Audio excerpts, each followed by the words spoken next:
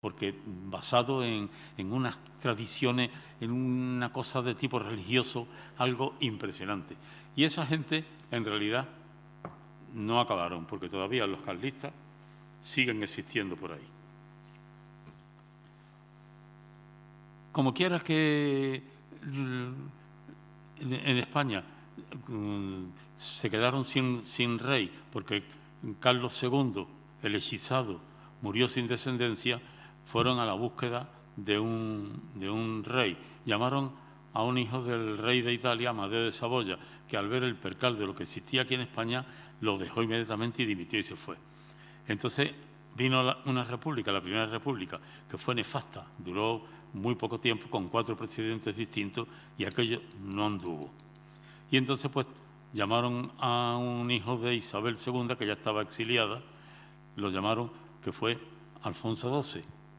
Isabel II decía que Alfonso XII, su hijo, era hijo de un general de carabineros, porque la Isabel II también llevaba la vida a gusto.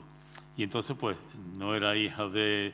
Porque el marido, además, Francisco de Asís, era un pobre hombre que, por lo visto, era del otro bando. Entonces, pues, Alfonso XII tuvo poco tiempo, se casó luego murió su mujer, se casó con María Cristina y de ella tuvo un hijo póstumo que fue coronado luego como Alfonso XIII. Alfonso XIII llevó una vida bastante disoluta, era un verdadero playboy y acabó finalmente con unas elecciones con las cuales vino la Segunda República Española. La Segunda República hay que reconocer que, como pasa siempre, el pueblo ya había empezado a espabilarse. Entonces, los campesinos decían que la tierra para que la trabaja tenía que hacerse realidad, y eso era un problema. Y los obreros industriales pues querían que otro trato y sus sueldos y demás querían ampliarlo. Como la izquierda siempre ha adolecido del defecto de la desunión, porque la derecha siempre que es necesario se hace una piña y de ahí no hay quien la saque. Pero la izquierda empieza con republicanos de no sé dónde, República Independiente de Canadá, los comunistas de Baskonia, los socialdemócratas de no sé qué. Entonces, son unos reinos de taifas que no llegan a nada y naturalmente no se consigue nada. Entonces, en la Segunda República, con ese ambiente que tenía, y además empezaron los movimientos subversivos de la derecha, al mismo tiempo se daba en Europa de que había nacido una idea nueva, nacida en Italia, que era el fascismo. Y el fascismo, pues, rápidamente, como los pueblos por regla general son susceptibles de sufrir un lavado de cerebro bastante rápido y no se dan cuenta de las cosas, pues en Italia aclamaban a aquel que llamaban el duce, el conductor. Y al mismo tiempo, siguiendo más o menos sus mismas ideas, en Alemania nació el nazismo, el nacionalsocialismo, que eran los nazis, con un señor que tenía un gran carisma, que fue Adolfo Hitler. Estos movimientos naturalmente tuvieron repercusión en toda Europa y en todo el mundo quizás, y en España creció una cosa que se llamó fascismo español, creo que se cambió el nombre por Falange Española. A la cabeza un abogado joven, José Antonio Primo de Rivera, que en realidad lo que quería era lavar un poco la imagen de su padre, que había sido maltratado por la monarquía. Ya lo leerán en el libro.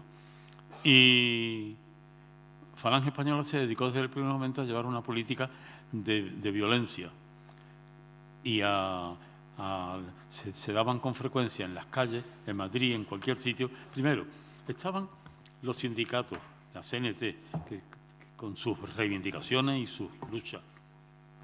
Estaban la gente de la derecha, estaba el clero, que era el principal enemigo de la República, porque habían perdido sus privilegios y eso les sentaba mal. Y entonces, pues en las calles los movimientos continuos, matar al vendedor de periódicos de otra tendencia y una situación verdaderamente violenta. Entonces, los falangistas, la derecha, asesinaron a 2 militares de la República.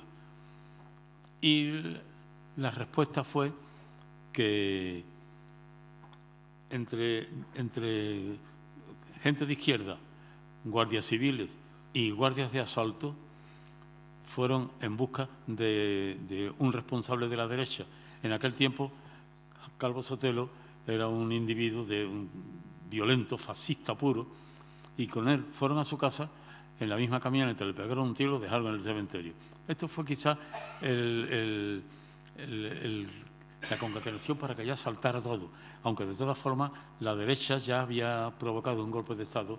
El general Sanjurjo provocó una sublevación que no tuvo éxito. Y ahora una serie de militares decidieron hacer lo mismo, ya apoyados, entre otras cosas, por Italia.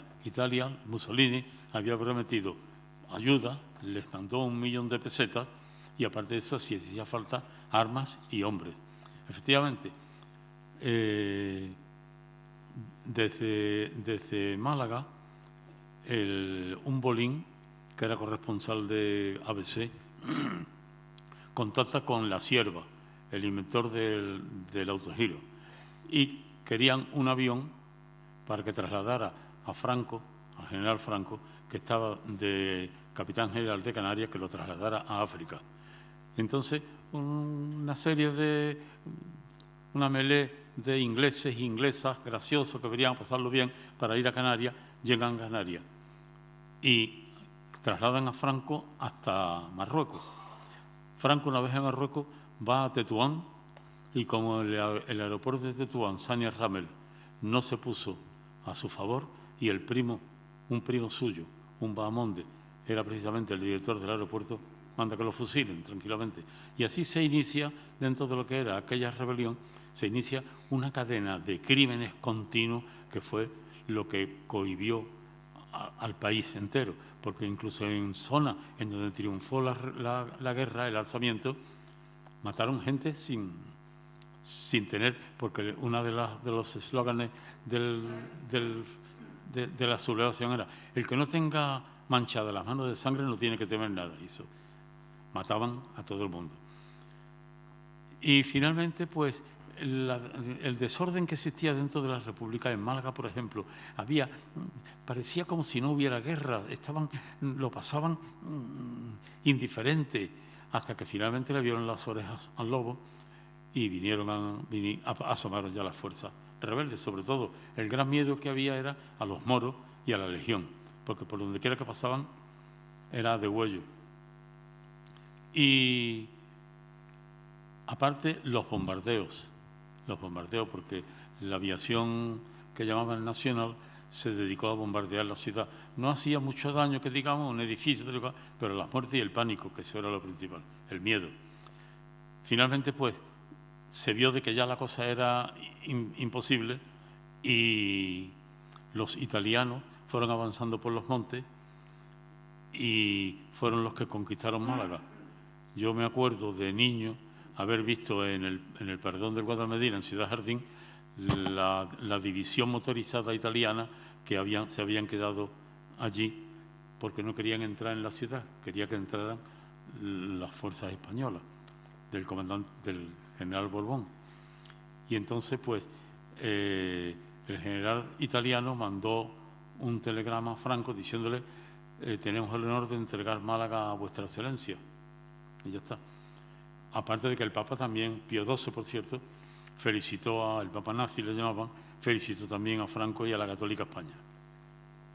A continuación, una vez conquistada Málaga, todos fueron himnos, los himnos nacionales, el himno de la Legión y banderas, las banderas bicolor, las banderas nazis, la bandera italiana, la bandera de Portugal y la bandera jalifiana, del Jalifa, de Marruecos, porque ese era el ambiente que había. Y la represión, que fue brutal, y no voy a insistir mucho en esto porque ya me llevaría demasiado tiempo, pero fueron muertes continuas. Cuando el obispo, que había estado exiliado en Tánger, volvió a Málaga, pues en marzo, precisamente ahora, a ese aniversario, aquel mes se habían fusilado en San Rafael a 700 y pico de llamados rojos. Y los fusilamientos de los fascistas en Málaga fueron, porque a Málaga la han tildado siempre de la más represaliada. Y aparte de eso, pues el franquismo se instituyó, el país siguió marchando dentro de lo que era aquella tónica, y no quiero extenderme mucho porque tenéis que leer el libro. Y entonces, pues llegó un momento en que el caudillo, que había llevado siempre una vida bastante saludable, bastante sano, que no fumaba, no bebía y quizás no más cosas, pues sí, porque incluso decían que su hija no era suya. Bueno, pero en fin. es hija de Ramón Franco. Bueno, Ramón Franco también era otro. Pues vi que tiene ganas de ir con la señora. Total, que el caudillo se puso enfermó. Hubo una cantidad de situaciones difíciles, porque había unas vicisitudes brutales. Y, por cierto, en aquellos días que estaba Franco enfermo, entre hospitales, operaciones y tal, aquí en Málaga estaba su yerno, el marqués de Villaverde. Y el marqués de Villaverde, que le gustaba mucho la falda, pues estaba en un sitio en Marbella y empezó a hacerle guiño a una extranjera que había allí. Y resulta que eran de los técnicos que estaban en Tortosa, estaban en las prospecciones petrolíferas que se hicieron allí, que no dieron muy buen resultado, pero en fin. Y entonces, como hablaban español perfectamente, se levantó el marido o lo que fuera de la señora aquella y le arreó un puñetazo al marqués de Villaverde, que tenía una gran nariz aguileña, le arreó un puñetazo y ya en los funerales y todo estuvo con una esparadrapo por la nariz, el pobre hombre. Fue algo verdaderamente horrible. Y finalmente, pues, voy a aligerar ya porque si me extiendo más, nos dan las tantas. Hubo los funerales, acudieron a los funerales de Franco, acudieron los de costumbre, Hussein de Jordania, Pinochet y otros cuantos por el estilo. Y finalmente el entierro con vimos en los noticiarios aquella gente haciendo patochada, el legionario saludando, la señora llorando y tal, en fin. Y finalmente, pues, hubo ya la coronación, que no hay coronación porque en España no existe coronación, pero en fin, la proclamación de Juan Carlos como rey de España. Ya aquí vinieron ya pues personalidades de todo el mundo, reyes y todo eso, y Juan Carlos se coronó. Después, Juan Carlos cometió la imprudencia de seguir manteniendo como presidente del Consejo de Ministros a un individuo que ha pasado a la historia como el carnicero de Málaga, el fiscal Arias Navarro. Arias Navarro fue un criminal brutal, un criminal. Y le llaman carnicerito de Málaga, y yo ya en el libro digo que carnicerito no, porque el carnicerito de Málaga fue un hombre de los toros, que era una bellísima persona, y Carlos Arias Navarro era un criminal, total un criminal. Y finalmente Juan Carlos nombró a Adolfo Suárez. Adolfo Suárez cambió por completo la cosa, obligó a las Cortes franquistas a hacerse la harakiri y leyó un poema. Leyó un poema de Machado, sí, pero que no lo encuentro. Sí, lo tengo yo aquí, no te preocupes. Si quieres lo leo, el poema. Sí. ¿Te leo el poema? Léelo. Venga. Dice, está el hoy abierto al mañana, mañana al infinito, hombres de España, ni el pasado ha muerto, ni está el mañana ni el ayer escritos.